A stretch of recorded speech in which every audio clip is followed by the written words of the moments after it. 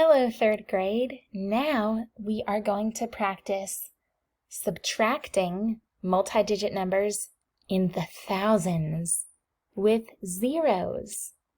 Alrighty, let's take a look at our place values.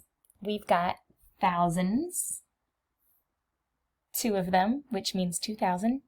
We've got hundreds, 0 of them, no hundreds. Do we have any tens?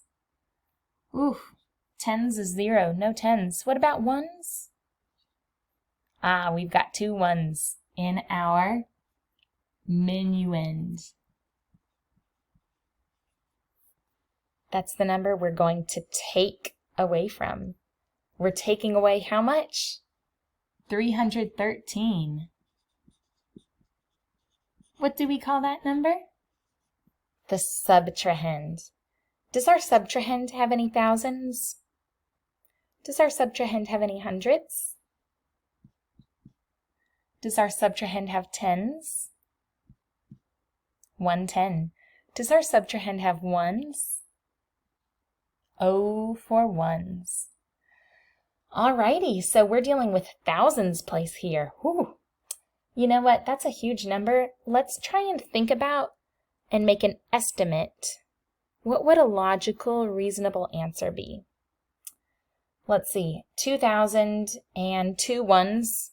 That's very close to just 2,000 all by itself. We're only 2 ones away. So I'm going to write 2,000 minus 313. How can I make that a simpler, easier number to work with? Okay, here's 13. Is 13 closer to 1? Is it closer to 50? Or is 13 closer to 100? 13 is closer to 1. So I am going to simply, instead of writing out this complicated number, just write 300 since we're closer to 1 and 0. So 2,000 minus 300 is 1,700. That is my estimate. Let's see if our difference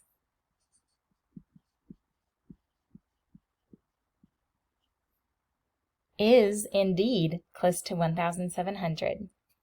So let's begin.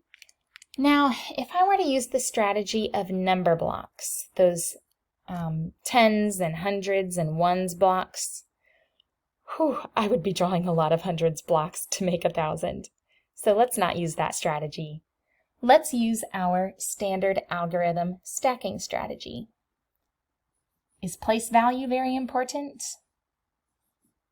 Yes, because we don't want to line our numbers up incorrectly for our calculation. We are taking away how many thousands? No thousands. How many hundreds are we taking away? 3. How many tens are we taking away? 1. How many ones are we taking away? 3.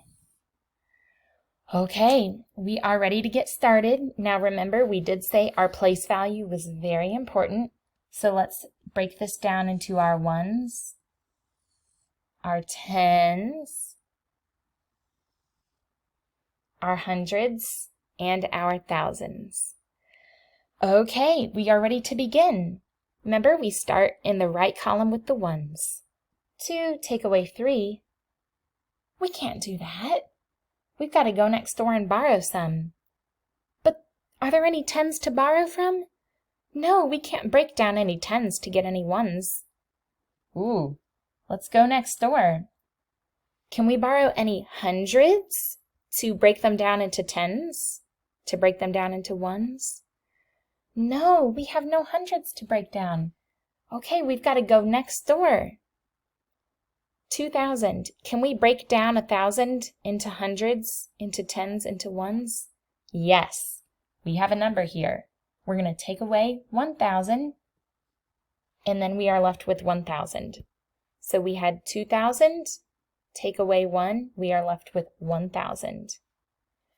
Now, with all those hundreds, because remember, how many hundreds make up 1,000? 100, 200, 300, 400, 500, 600, 700, 800, 900, 1,000. 1,000. So we had 10 of those, so I'm going to bring 10 over here. What's 10 plus 0? 10. Okay, great. Now remember, my goal is still to be having 2 take away 3. But we went next door, there was nothing to borrow from, no 10s to break down. We went next door again to the hundreds, and now we have 10 hundreds to break down. So let's break down one of those hundreds. I'm going to take away so that we only have 9 hundreds now. But remember, how many 10s make up 100? 10, 20, 30, 40, 50, 60, 70, 80, 90, 100. 10 10s make up 100. So I'm going to take away one of those 10s and bring it here. So instead of having 0 10s, I now have 10 10s because I took one away, so I'm moving the 10 over here. All right, now remember we're still trying to do 2 take away 3, which we can't do, so we've got to go next door to the 10s. Do I have some 10s that I can break apart and share 1s with? Yes. I'm going to take away just one of my 10s so that I'm left with 9. And then I'm going to add a 10 here. What's 10 plus 2? Remember, we just borrowed a 10, so we only have 9 10s, but we're going to move that 10 over. 10 plus 2 is 12. Can we do 12 take away 3? Yes. Okay, let's look at our 10s. 9 take away 1. 8. 9 10s take away 1 10 is 8 10s, 80.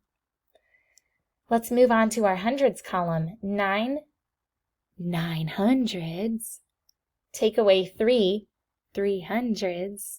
9 take away 3 is 6, which is really in the hundreds place, so 600. All right, let's move to our thousands. 1,000, because remember we had to take away 1,000 to break it into hundreds to 10 hundreds. So now we have 1,000 take away nothing is still 1,000. So using the standard algorithm with ones, tens, hundreds, and thousands, we took away a certain amount, and this is our total difference. 1,689. Now, a technique that we just used was called regrouping across 0. Because when we went next door to borrow some tens, we didn't have any. So we had to go next door to the hundreds to borrow some hundreds, but we didn't have any.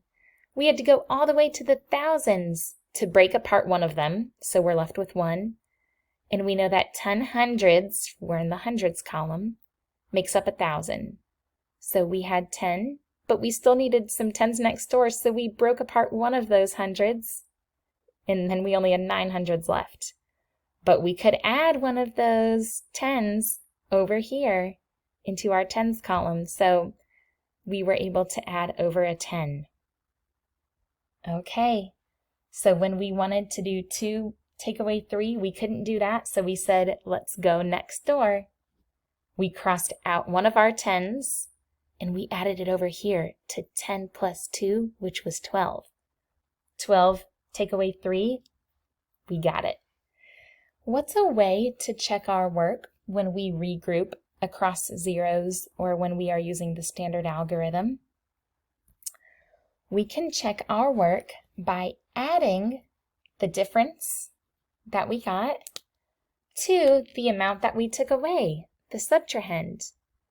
1,689 should be this minuend number if we add back the amount we took away.